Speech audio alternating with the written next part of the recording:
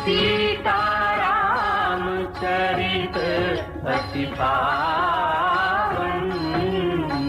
जय जय सीताराम। मैं जाना तुम्हार गुणशीला, कहूँ सुनहूँ अब रघुपति लीला। सुन मुनि आजु समागम तोरे, कही न जाय जस सुख मन मोरे। मैंने तुम्हारा गुण और शील जान लिया, अब मैं श्री रघुनाथ जी की लीला कहता हूँ, सुनो। हे मुनि सुनो, आज तुम्हारे मिलने से मेरे मन में जो आनंद हुआ है वह कहा नहीं जा सकता। रामचरित यति अमित मुनीसा, कही न सकहि सत कोटि अहिसा। तदपि जथा श्रुत कहूँ बखानी, सुमिरि गिरापति प्रभु धनु पानी। हे मुनीश्वर, रामचरित्र अत्यंत अपार है, 100 करोड़ शेष जी भी उसे नहीं कह सकते।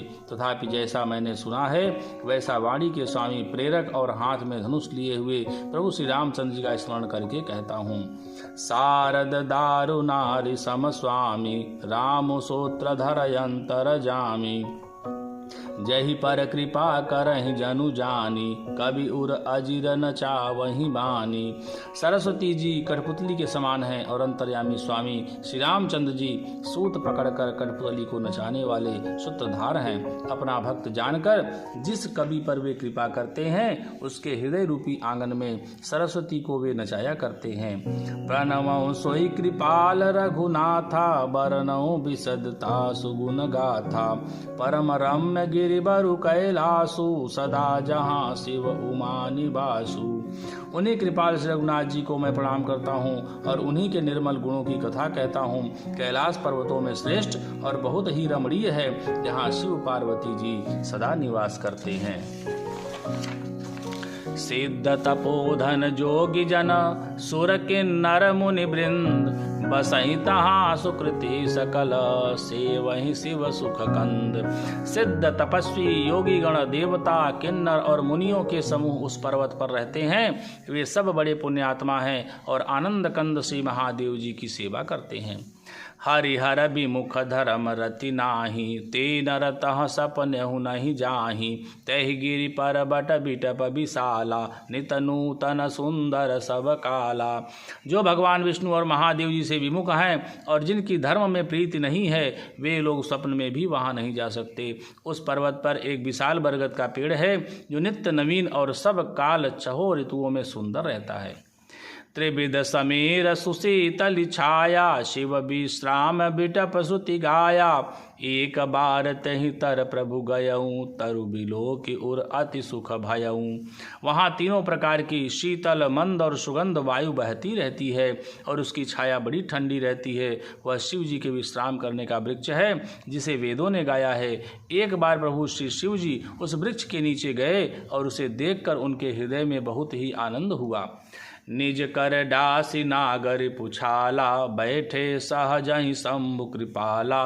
कुंद इंदुदर गौर शरीरा, भुज प्रलंब परिधन मुनि चीरा। अपने हाथ से बागंबर बिछाकर कृपालु शिव जी स्वभाव से ही बिना किसी खास प्रयोजन के वहां बैठ गए। कुंद के पुष्प, चंद्रमा और शंख के समान उनका गौर शरीर था। बड़ी लंबी भुजाएं थी और वे मुनियों के से वलकल वस्त्र धारण किए हुए थे। तरुण अरुण अम्बुज समचरना, नखदुति भगत हृदय तम हरना। भुजग भूति भूषण त्रिपुरारी, आननु शरद चंद छबिहारी। उनके चरण नए पूर्ण रूप से खिले हुए लाल कमल के समान थे। नखों की ज्योति भक्तों के हृदय का अंधकार हरने वाली थी। सांप और भस्म ही उनके भूषण थे और उन त्रिपुरासुर के शत्रु शिव जी का मुख शरद पूर्णिमा के चंद्रमा की शोभा को भी हरने वाला, फीकी करने वाला था। जटा मुकुट सुर सरित सिर, लोचन नलिन विशाल। नीलकंठ लावण्य निधि, सोह बाल विदुभाल। उनके सिर पर जटाओं का मुकुट और गंगा जी शोभायमान थी। कमल के समान बड़े बड़े नेत्र थे। उनका नीलकंठ था और वे सुंदरता के भंडार थे। उनके मस्तक पर द्वितीया का चंद्रमा शोभित था। बैठे सोह काम रिपु कैसे, धरे शरीर शांत रसु जैसे। पार्वती भलय अवसरु जानी गई शंभु पहि मातु भवानी। कामदेव के शत्रु शिव जी वहां बैठे हुए ऐसे शोभित हो रहे थे मानो शांत रस ही शरीर धारण किए बैठा हो। अच्छा मौका जानकर शिव पत्नी माता पार्वती जी उनके पास गई। जान प्रियायादरु अति कीन्हा बाम भागयासनु हर दीन्हा। बैठी शिव समीप हर खाई पूरब जन्म कथा चित आई। अपनी प्यारी पत्नी जानकर शिव जी ने उनका बहुत आदर सत्कार किया और अपनी बाईं ओर बैठने के लिए आसन दिया। पार्वती जी प्रसन्न होकर शिव जी के पास बैठ गईं। उन्हें पिछले जन्म की कथा स्मरण हो आई। पति ही हेतु अधिक अनुमानी बिहसी उमा बोली प्रिय बानी।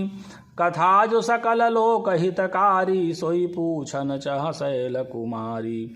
स्वामी के हृदय में अपने ऊपर पहले की अपेक्षा अधिक प्रेम समझकर पार्वती जी हंसकर प्रिय वचन बोली। याज्ञवल्क्य जी कहते हैं कि जो कथा सब लोगों का हित करने वाली है उसे ही पार्वती जी पूछना चाहती हैं। विश्वनाथ मम नाथ पुरारी त्रिभुवन महिमा विदित तुम्हारी। चरु अरु अचर नाग अनर देवा सकल करहि पद पंकज सेवा। पार्वती जी ने कहा, हे संसार के स्वामी, हे मेरे नाथ, हे त्रिपुरासुर का वध करने वाले, आपकी महिमा तीनों लोकों में विख्यात है। चर अचर नाग मनुष्य और देवता सभी आपके चरण कमलों की सेवा करते हैं। प्रभु समरथ सर्वज्ञ शिव सकल कला गुण धाम। जोग ज्ञान वैराग्य निधि परनत कल्प तरुनाम। हे प्रभु, आप समर्थ सर्वज्ञ और कल्याण स्वरूप हैं, सब कलाओं और गुणों के निधान हैं और योग ज्ञान तथा वैराग्य के भंडार हैं। आपका नाम शरणागतों के लिए कल्प वृक्ष है।